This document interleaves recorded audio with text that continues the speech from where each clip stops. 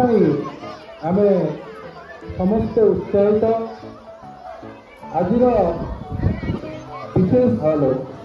विशेष आकर्षण युव दिवस रथ स्वामी विवेकानंद के उद्देश्य रथ आम विद्यालय में पदार्पण कर स्वागत करवा एतद्यतीत आज समस्त छात्र छात्री एवं शिक्षक शिक्षयित्री एवं आम विद्यालय आउन सदस्य उमाशा स्वागत करुच्ची पिला तुम जान जो स्वामी विवेकानंद को तुम्हें बहुत दिन जान पिला दिन नाम था नरेंद्र नाथ एवं पिता है विश्वनाथ दत्त माता भुवनेश्वरी देवी से कलिकतार ए अर्थात कलिरे जन्मग्रहण करते पिता जड़े विशिष्ट आईनजीवी थे।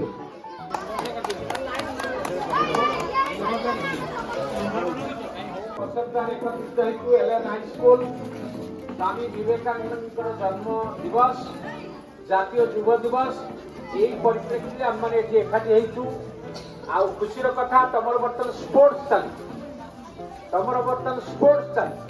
स्वामी विवेकानंद भारी खेल प्रिय थे से कहते जे फुटबॉल खेलवा द्वारा आमे भगवान बेसी निकटतर हो पारिबा आमर शरीर में जदि उष्म रक्त प्रवाहित न होची आम जदि वीर्यवान बलवान नहु ताहले आमे भगवत गीता को भल से बुझी पारि भगवत गीता भल कि बुझिया को हेले आमर शरीर सामर्थ्य दरकार तुमको गोटे कथा कहि परिबी जे भगवत गीता जदिओ आमे कहूछु जे आमर युधिष्ठिर महाराज बहुत धर्मज्ञ व्यक्ति थे किंतु भगवत गीता युधिष्ठिर महाराज कहे ना अर्जुन को कहुए अर्जुन से समय श्रेष्ठ धनुर्धर सब बड़ुआ थे तेणु भगवत गीता कहुई आमर सौभाग्य आपणकर जिते चली स्पोर्ट्स प्रधान शिक्षक महोदय को बहुत धन्यवाद से आमको सुजोग देते बहुत परिचित व्यक्ति आमर तेणु बेस कहवा दरकार नहीं आम सौभाग्य से बर्तमान प्रधान शिक्षक अच्छा अनुरोध शिक्षक मान पिला कहे आपण तो मोर बहुत परिचित एवं आपण विद्यालय निकटवर्ती स्कूल कार्य मो बहुत दिन सामिल अच्छी तेणु आपण बाबद में विशेष किसी कहवा दृष्टता मन करूना तथापि आपण एससी हाईस्कूल बिलासुणी सेठारु प्रधान शिक्षक भाव रिटायर कर श्रीजुक्त राजकिशोर दास महोदय एटी उपस्थित थिबा मोर अति जनाशुना समाजसेवी उपेन्द्र कुमार महांती महोदय नीरव बाबू एवं से अंचल अन्य व्यक्ति विशेष तेणु ए कार्यधारा को आज जाए से बंचे रखी मो विद्यालय तरफ मो शिक्षक शिक्षयित्री मान तरफ एवं छात्र छात्री मान तरफ मो स्वागत जनाऊँगी एवं से मो कृतज्ञ धन्यवाद।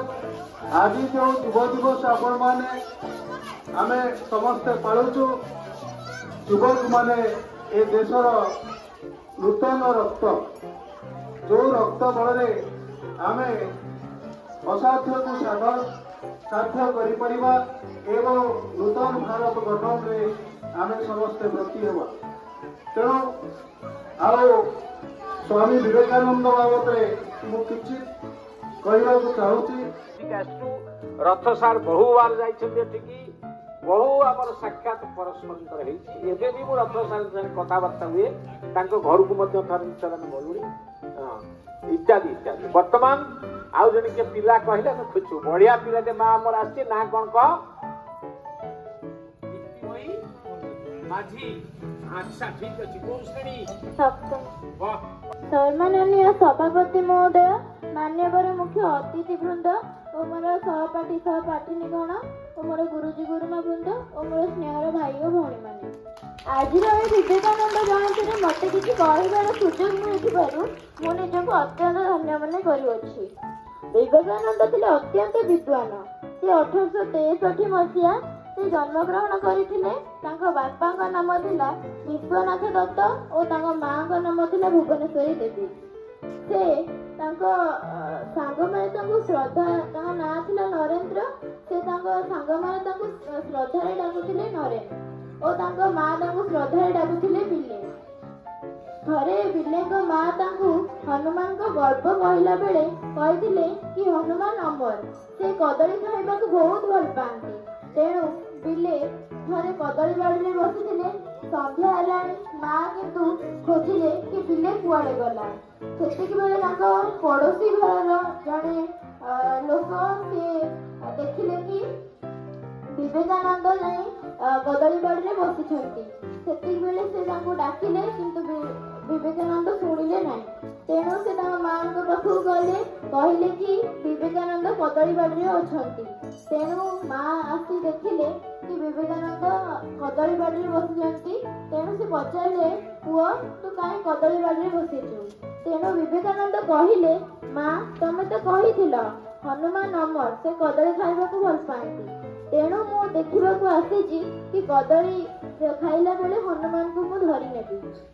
ସେ ବିଶ୍ୱବିଦ୍ୟାଳୟରେ BA ପାସ୍ କରି ଅତ୍ୟନ୍ତ କୃତିତ୍ୱ ପାଇଥିଲେ। ସେ 1880 ମସିହାରେ ଦକ୍ଷିଣେଶ୍ୱରର କାଳୀ ମନ୍ଦିରରେ ରାମକୃଷ୍ଣ ପରମହଂସଙ୍କ ସହିତ ତାଙ୍କର ସାକ୍ଷାତ ହୋଇଥିଲା। ସେ 1883 ମସିହାରେ ସେ ଆମେରିକାର ଚିକାଗୋ ସହରରେ ବିଶ୍ୱବିଖ୍ୟାତ ହୋଇଥିଲେ। ସେତିକି ବେଳେ ତାଙ୍କୁ ଦିଆଯାଇଥିଲା ସମୟ 2 ମିନିଟର କହିବା ପାଇଁ, କିନ୍ତୁ ସେ ଏମିତି 2 ଘଣ୍ଟା ଧରି କହିଲେ କି ସେଠାକାର ଲୋକମାନେ ସମସ୍ତେ ଶବ୍ଦ ହୋଇଗଲେ। କାରଣ ସେ କହିଥିଲେ, ବିବେକାନନ୍ଦ ସଂସଦ ତରଫରୁ ଆମ ବିଦ୍ୟାଳୟରେ ଆଜି ବିବେକାନନ୍ଦ ରଥ ପରିକ୍ରମା କରି ଉପସ୍ଥିତ ଅଛି ଏବଂ ଆମେ ଯେଉଁ ମହାପୁରୁଷଙ୍କର ସ୍ମୃତିଚାରଣା କରୁଥିଲେ ଆମ କାର୍ଯ୍ୟକ୍ରମ ଆରମ୍ଭରୁ ଆଜି ସେହି ମହାପୁରୁଷଙ୍କର କାର୍ଯ୍ୟଧାରାରେ ଅନୁପ୍ରାଣିତ ହୋଇ ଗୋଟିଏ ସଂଗଠନ ସମାଜ ପରିବର୍ତ୍ତନ ଦିଗରେ ନିଜକୁ ଉତ୍ସର୍ଗୀକୃତ କରିପାରିଛି ଏବଂ ପିଲାମାନଙ୍କୁ ଭଲ ମଣିଷ ହେବାର ବାର୍ତ୍ତା ବାଣ୍ଟୁଛି। ଏହା କମ୍ ସୌଭାଗ୍ୟର କଥା ନୁହେଁ।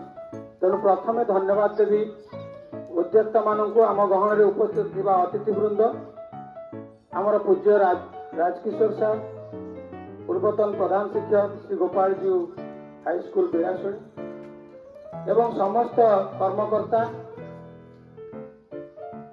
ଆମକୁ ଗୌରବାନ୍ୱିତ କରିଛନ୍ତି ଏବଂ ଆମ ଗହଣରେ ଉପସ୍ଥିତ ହୋଇ ବିବେକାନନ୍ଦଙ୍କର ବାର୍ତ୍ତା ଆମ ପାଖରେ ପହଞ୍ଚି ପାରିଛି। ତାଙ୍କ ମାଧ୍ୟମରେ